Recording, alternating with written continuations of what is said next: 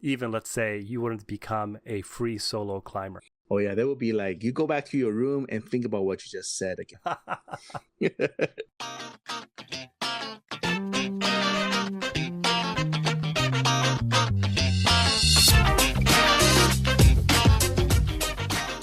Thanks for coming back, and welcome new friend to the In-Between.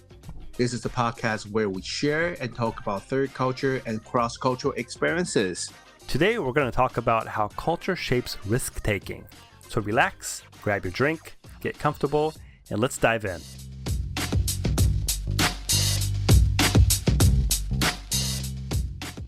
All right, let's dive into this topic. So today, we're going to be talking about how culture shapes and how we understand or interpret risk. And the first person we're going to focus on is a person named Alex Honnold. So, John, who is this person and why are we talking about him today? So Alex Honnold is one of the free solo climbers in the world. As people probably know, that he just climbed this famous building, Taipei 101 in Taiwan. And luckily I was there, looking at him climbing this building. It was incredible. It was, excited. People were all nervous for him, but I'm glad that he finished it in like an hour and 30 minutes or something. That was crazy. That seems crazy. Really fast for such a tall building. It is.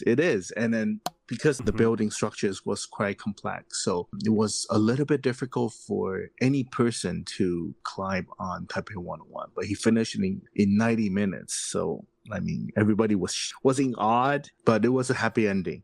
I mean, even though I wasn't there to witness it, I remember when you took me to Taipei 101, I could just see how large and complex this building was. It feels surreal to think of. Yeah, because back then when you visited, I think the building was still the number one tallest building in the world. That was before Burj Khalifa. I see. Yeah. Let me just give all of the audience a brief introduction of Alex Honnold. So, like I said, he was one of the famous climbers in the world for good reason. He's an American professional rock climber, best known for free solo climbing, which means climbing enormous rock faces without ropes.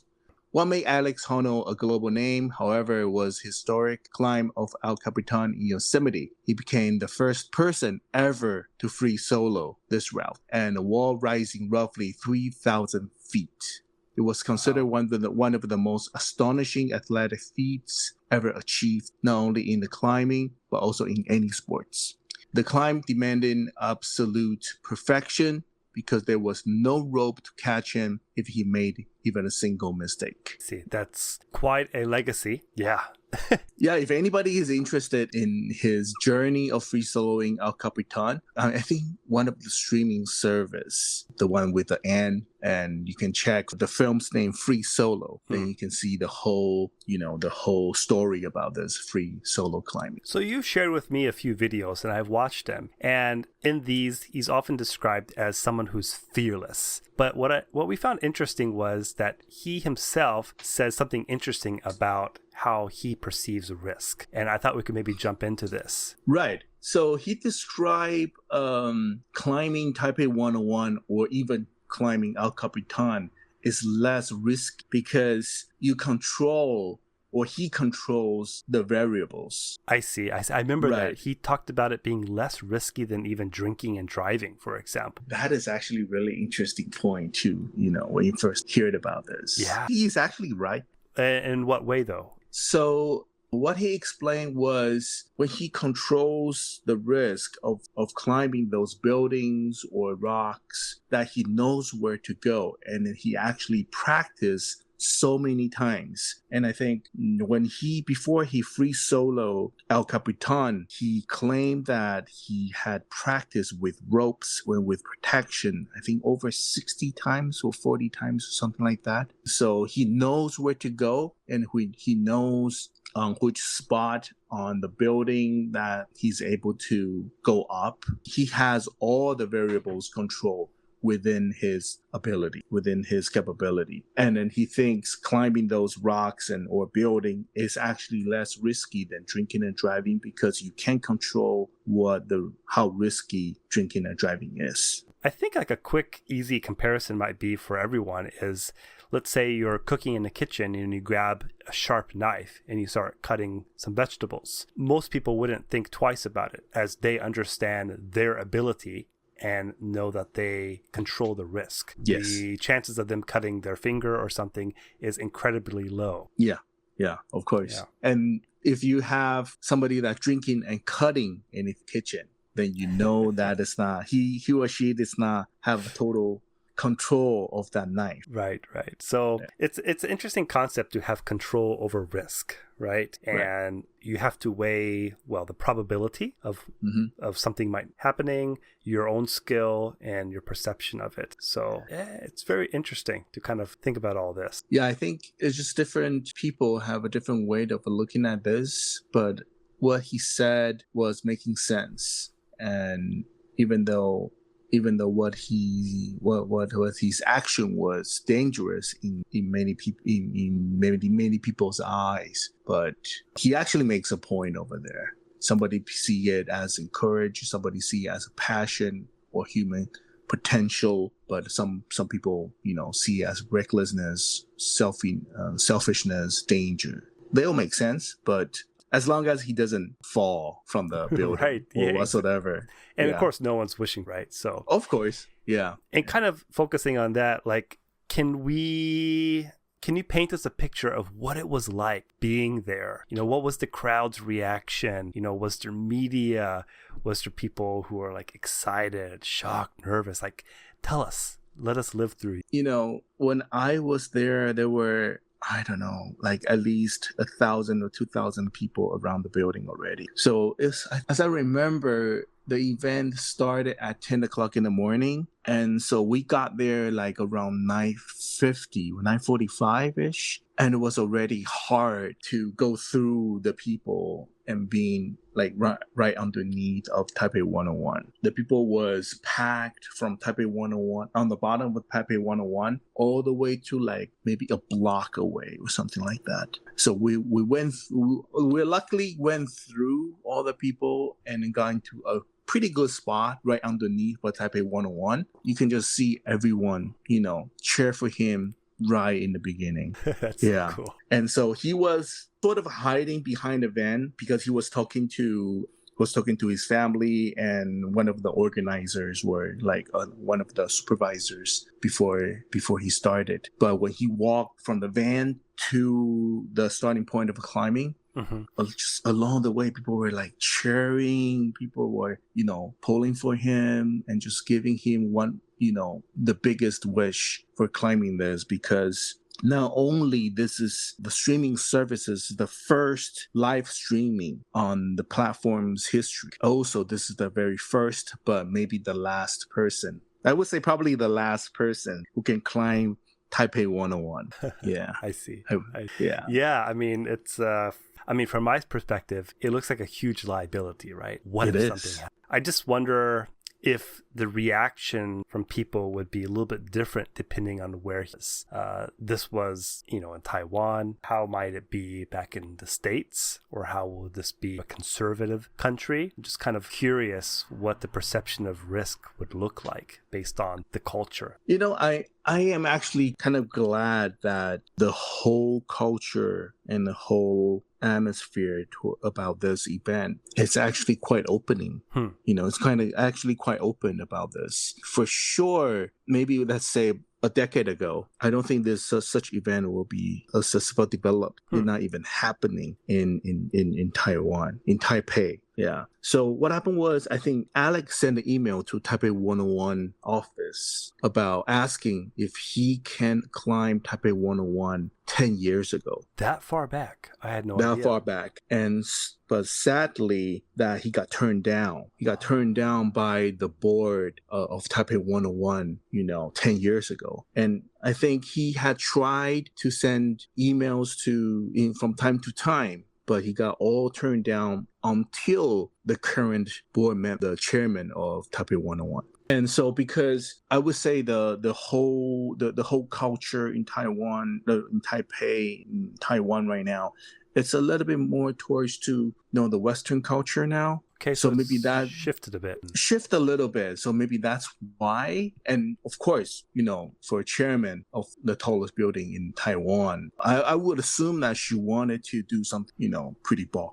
Interesting. In order to have Taipei 101 or even Taiwan on the surface in the world, to have a really good exposure. Yeah. So maybe that's why she said yes. And then she was the one thing Alex was talking about this in one of the interviews, that when he and his team had a meeting with the board of Taipei 101 a few years back then, and they were doing the presentation to the team, and apparently the chairman actually she interrupted the presentation and said we wanted to do that. Very bold of her. Yes. Very bold of her. So I think that was I was pretty surprised when we heard it from Alex's team. That means that it really happened. It wasn't really any sugar-coated kind of memory flashback. It was actually a true thing. After this climbing, Taiwanese people actually give so much credit to her being the board, being the chairman of Taipei 101. Actually, yeah, we had this positive feedback and positive opinion about this person. Yeah, this chairman. And for me, it's quite surprising because, at least from my perspective, I would think that, culture such as, culture in Taiwan might want to avoid unnecessary risk, a stronger emphasis in responsibility family. Whereas back in the States, Western framing might, yes, you should pursue your passion, strive to be number one, push your limits. Right? Be bold, be your own individual, right? Yes. So it's quite interesting to me that there was a shift during those 10 years where they would accept Alex to do this. Yeah, because I think back in the day, the previous chairmen were still in sort of like a conservative mindset. Like you said, it has to be stable. It has to be more of playing the safe. Because what if Alex Honnold fall exactly from any height, right? That's gonna impact a lot of a negative impact on not only himself but also for the city and also for the people of Taiwan. Yeah, but people would know that's the place, that's the building, right? It would, where Alex fall. It would taint Taipei 101 for sure, no question asked.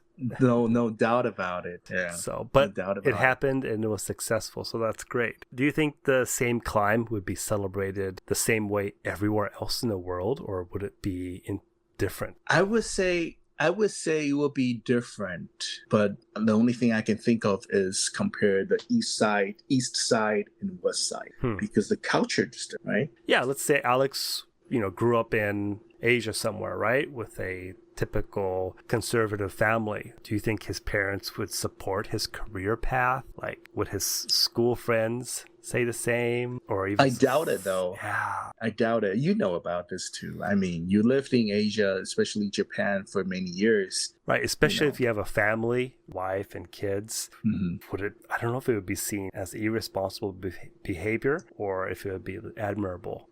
I feel like he would get more resistant if from a more conservative family, from collectivist style culture. Right, because Eastern culture will be more of a pursuit of avoiding unnecessary risk, and especially be responsible to the family, and not to mention any action cause any social consequence. And I'm not trying to our listeners, I'm not trying to frame this as all Western people are bold or anything. Of course not. Each family has its own unique culture within the country they're in, but we're just talking the general whole here, right, and how some cultures are more bolder than others. Interpret this a little bit different. Yeah. Right. So one story I can share from my side is maybe my own mother. Our family was from Indiana, which is in the heartland of the United States. And as far as I know, her family had stayed there for many generations. And it was her who decided to finally leave the state and venture outside the country to a foreign land. And I recall her telling me stories that she probably had a lot of pressure, advice from her own brothers and parents saying that, no, that's a little bit too risky. You should probably stay here and pick something a little bit more stable. Stay close to family. So I'm glad she did not. She did not stay, back home and then chose a job that is actually more safety and then close with the family. Right, otherwise, without her, seriously, probably would have her as a guest speaker one day. I'm not too sure if anytime soon, but hopefully one day. But without her, this podcast wouldn't be formed. Let's put it this way. Maybe you'll be doing it solo. I'll be doing it solo for sure. Yeah.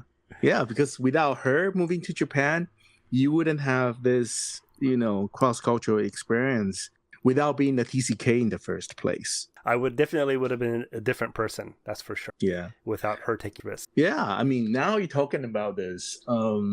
I think my experience about this is not as bigger scale. Not as big skill as your mother's, but it's more of me had a fantastic high school memory in my life. So my decision had made my high school experience in the States when I first got there the best experience in my life so far. So I got there, I probably shared with you guys before. If not, I got there when I was 15, and then I got recruited into a basketball team for the school. And then I decided to join the team, but my mother did not totally agree with it. So the reason why is she understood how American basketball was pretty, I wouldn't say rough, but it was a much higher level than how Taiwanese basketball was. I was just playing playground basketball, and at that time I started in being a serious basketball player for the school, and she wasn't really liking it. Yeah, it might lead to different injuries. It might lead to maybe let's not say breaking bones, but at least you get injuries and get hurt sometimes and from less time practice on study. And less time on the studies, because the priority for me to go to the United States for education, and that's where the money goes for. Right, and you're taking basketball very seriously and spending all your time and energy there. But at the same time, of course, I have to take care of my studying. I have to take care of my school as well, right? But yeah, she was probably wanting you to go there so you could get a good education, so you could choose something stable in the future. Maybe the idea of, hey, no, son, please just follow your passion, probably wasn't on top of her mind. Definitely not. And I decided to take care of my school and also take care and being as good basketball player as I can be back then. And then, towards the end, I had the best memory of being a basketball player or being any sports team member in the school when I graduated. A very valuable experience, I'm sure. Yeah. But let me ask you this. What if you told your parents at the time you wanted to become a professional basketball player, or even, let's say, you wanted to become a free solo climber? Oh, yeah. They would be like, you go back to your room and think about what you just said again. Definitely. No doubt about it. So I always think that it is because I'm not too sure if it's closely related to, but let me bring this up for our audience to think about. And I think because the history of, let's just put it in Chinese people and the Westerners, let's say the Americans, how the Americans explore the land of America was from all the explorations. They have to be bold to explore more lands for them to live, right? So right. they have to try anything to survive on that land, hundreds years ago. Yeah, back then the people were pioneers, right? You hear stories of the Oregon Trail, and it was a tough life back then. Keep pushing out west. But without being bold, without trying anything, they might not survive in that condition, or at that time. And that's really an interesting point you bring up, because if we take a snapshot of several hundred years ago of how America was being formed, and we have all these people, pushing boldly, going west, exploring, going to new territories and facing those risks. While maybe back in Asia, it's a much older set of countries where people have been stable for a much longer time. And I feel like this difference in this time of the world had shaped and influenced how much families tolerate. Yeah, good that you mentioned about this. Let's talk about Chinese history. It's a 5,000 year history. And then, so it's been throughout thousands of years ago. So it's always the first person who was being bold enough to take over the past dynasty and then create the very first bloodline of the new dynasty. Mm-hmm. And then they want to do as creative, as boldness as possible, and then pass the dynasty down to their offsprings. But it feels like the first king of the dynasty is the richest, and all of their kids are living in this rich family and being taken care of. They have their babysitters to taking care of them. They have all the meals that be prepared for them and everything. And that's why the dynasty goes weak. Right. It's cyclical, right? It's a cycle. It's a cycle. And so that goes to the family. The father has to be fighting. The father has to be working hard in order for their kids to have a better life, instead telling their kids to go explore. Is a good right? point. So I think that's actually let's put it typical, because not all the families in the West and the East are the same. But this is the typical culture and typical stereotype, what the families are in different part of the world. I think that's a really good point, because if we even look at, say, Japan and look back at the warring years, and we look at someone like Tokugawa, who took incredible risks and came out on top, it shows a time period in Japan where taking big risks and rewards paid off, right? Yeah. So I think that's why all of the offspring have to listen to their previous generation. Otherwise, they are afraid all such greatness, all such rich, and the dynasty will fall into a weaker hand, because they want the offspring, their sons, to listen to them, so they can actually pass down the crown to that particular son in order to maintain this dynasty. In that case, do you think it's important to create a similar experience for your offspring to maintain that boldness so they can carry on that strength? No, I doubt it. I don't think boldness can be passed down, but it can be reshaped.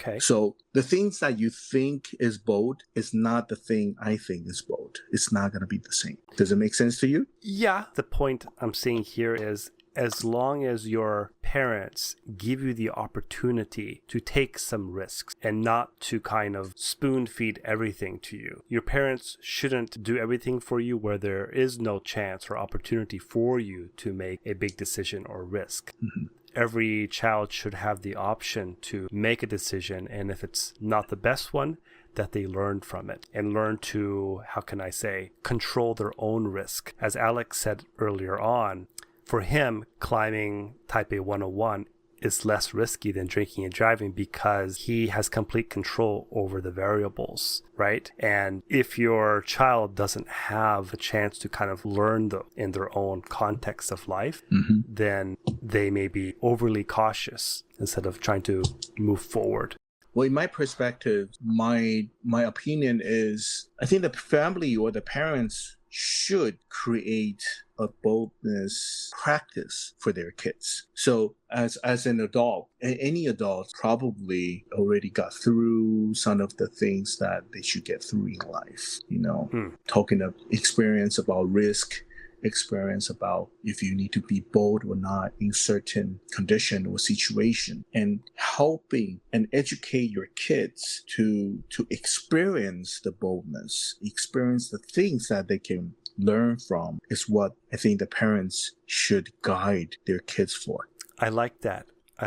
So for your audience, to be honest with you guys, I don't have any kid.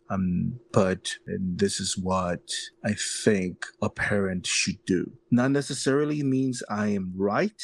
Not necessarily I think I am correct. if you guys have any other opinion, to prove me wrong, or you have a different opinion, share with us, because I'm not a parent yet, but what I just said is what I think, what I can do for my kid, for my future kid. So share with us about your experience being a parent, and let us know if this is workable or not, please. Coming back to the drinking comparison earlier about Alex Honnold said, the logic states that risk is acceptable if you control it. Right. But is it still socially responsible is the question. Mm-hmm.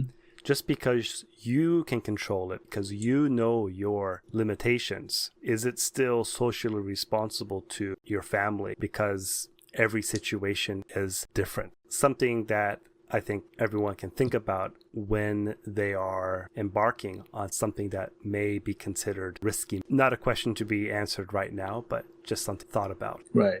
Since he is quite famous in the world, but I think he's probably responsible socially in a certain level, but without people knowing about his risk theory about drinking and driving and controlling the risk, I'm sure a lot of people would misunderstand or probably thinks he is irresponsible of climbing Taipei 101 to begin with. Yeah. Well, actually, a lot of people actually think he is irresponsible and even blame the chairman of Taipei 101 of allowing him to do that, but which is understandable. For me, I'm kind of a neutral. I have my concern for the building and for the country, but I also want to see him succeed on climbing the building, because this is actually something that can encourage people, not encouraging people to do the same thing for sure, but encouraging people to try something that you think is controllable. Maybe in their own life, they've been debating whether or not to do or start something. And he could be the person to give them that motivation or encouragement to take their own leap. Right. Yeah. It's probably just like what people always say, like, what would Jesus do, or something like that. Sure. And then back in the Hawaii, there was a famous quote or famous saying is, Eddie would go. There was one of the server and a rescuer who sacrificed his life to save some people in the ocean. And he's so fearless that anything that is helping people that he would do. And yeah, his name is Eddie. So that's what we used to say. Like, if you wanna do something, or if you wanna experience something, and then we always say Eddie will go, and then we just go do it. I like that. Yeah. Next time we'll be like, Alex would do. Alex would go. We'll be saying that.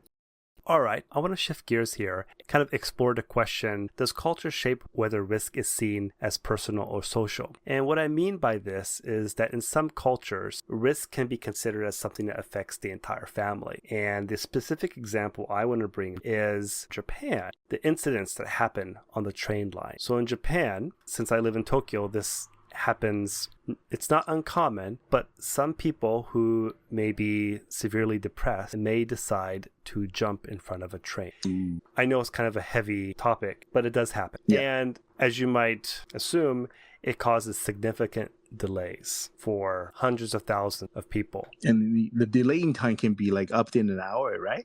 Yes, and it usually happens maybe sometime during commuting hours. Mm-hmm. And here's what happens. The responsibility is not on that individual alone. In some cases, it's the responsibility of that person's family.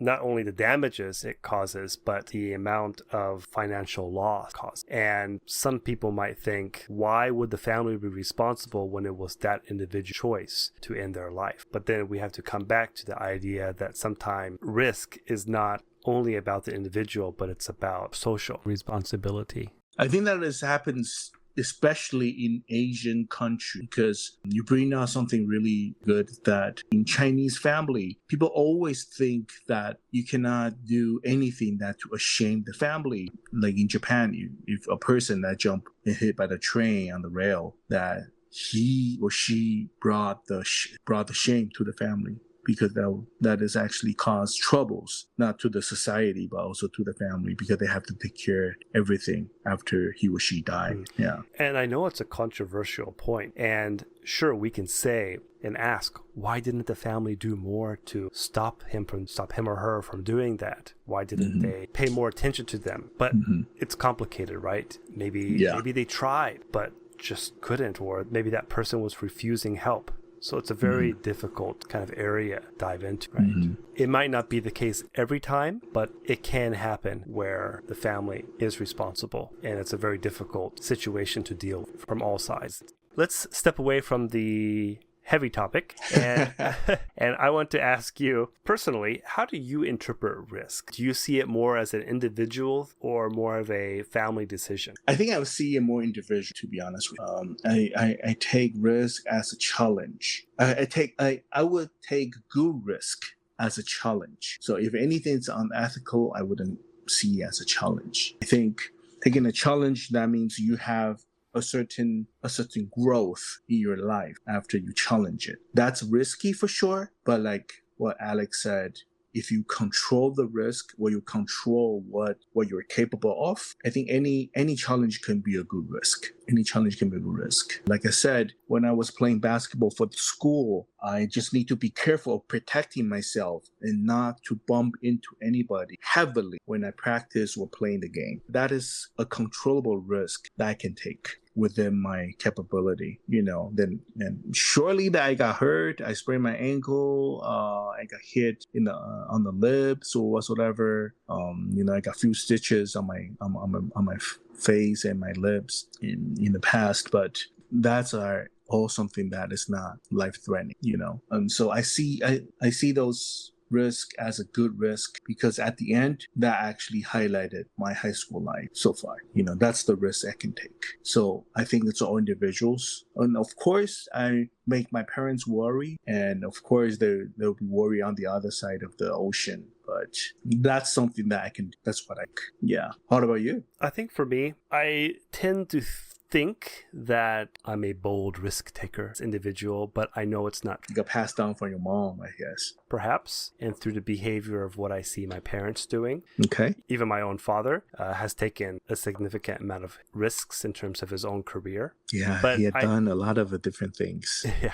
But when I think of myself, someone who grew up in Japan, I can't ignore the fact that I was culturally geared to be a little bit more cautious in the risks I take and to be a bit more considerate with the people around me. And because of that, I think I've teetered between going for something or maybe thinking about it a little bit too much and not doing it. Do you think the society made you made you this because you grew up in Japan? Yeah, I'm sure of it. For example, we can maybe think about the dating scene, for example. Yeah. Plenty of guys will just kind of go for it, but I feel like in my approach, I've been a lot more cautious, where I would take the time to get to know the person before jumping in. And I think that comes from the time I've spent living in Japan. I was a little bit more cautious of what people think around me and being a little bit more reserved what I say. Dude, I think me and you, we are a complete opposite of how to be bold and how to be conservative. So for you, you have your family influence of being bold in some way. You learn to be conservative from the society. For me, I learned to be conservative from the family, but I learned to be bold outside the family. That is a pretty good mirror. That is interesting mirror. Is that right? Yeah. I see it this way. Yeah. But do you think that, the perspective of taking a risk can be changed depending on where you live though? Were you bold living in the States and now you're being more conservative in Japan? Or what is that? What do you think? I think it can change, but I think it's much slower when you get a little bit older, because these type of behaviors are so deep within your own consciousness. And it'll take, even though I live in Japan, again now. I think I do most things based on who I am at this point. Okay. And as you get older, I think your boldness to take more risks might actually start to diminish a lot because you start gaining more responsibility as you get older. So not only depends where you live, but it also depends on what stage in life you're at. True. Yeah, true. And on top of that, I think every person's experience in life can change such perspective as well. Yeah. For example, if somebody has critical or severe health issue, then they got through that, safely, and then they got back standing on their feet after the health issue. And I think it can change to a person. You can change a person to be conservative or even, they don't want to waste any second of their life to be bold after the health issue. That can determine as well. Oh, that's okay. Yeah. So to my question, I think, it's not really depending on where a person lives. It's depending on the age, depending on the past experience, and probably depending on the society too. Yeah. Well, let's bring this home and let's circle back to the very first question. Does culture shape how we understand and interpret risk? And branching off from this, I want to ask you, does culture shape who becomes our heroes? Do you think in your life of what you've been through between where you lived, environment, your family, and the society, do you think it shaped who your heroes are? I think the culture doesn't shape. I think action shapes becomes our heroes. I'm not too sure if you guys all agree with me, but I think a good risk taking and doing something bold in a good way shapes who becomes our heroes. The culture doesn't shape. If you lived in Eastern area and your family and the society is quite conservative, then suddenly just a person pop out saying that I want to go explore, I want to go do this and do that on my own risk, but I can control the risk. Wouldn't that person be a hero to other people though, even though the culture is conservative? And on the other hand, in the Western side, if anybody that, stay in one of the villages and then saying that I want to go create another village for myself, the culture is already bold, but he wants to do something bolder to create his own village outside of the place that he was born. Or maybe it's someone who decided to stay in the village and continue to make that village better through hard work. Yeah.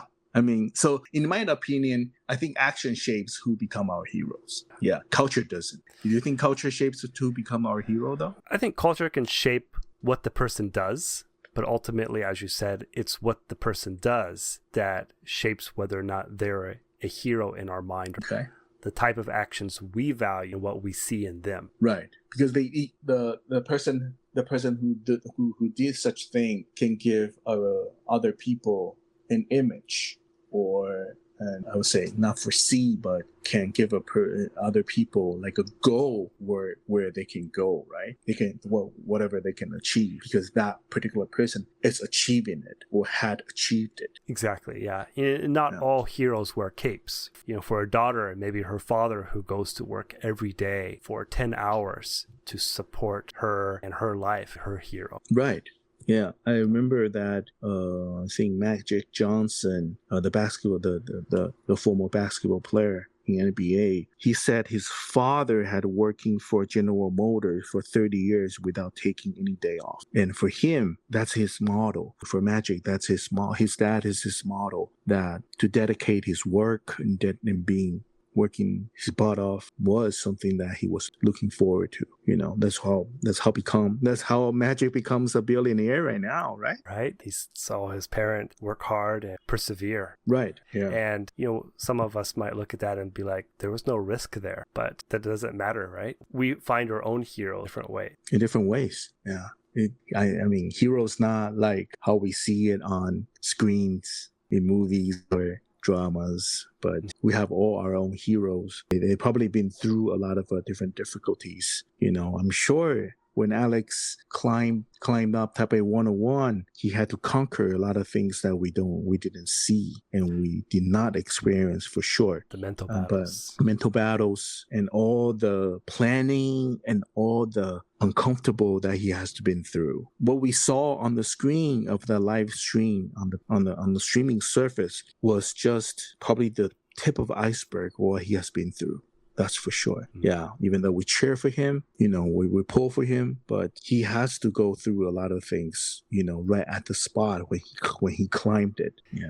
All right, that's it for today. Thank you for listening to this episode about culture and risk-taking. We'll see you next time. Until then, shoot!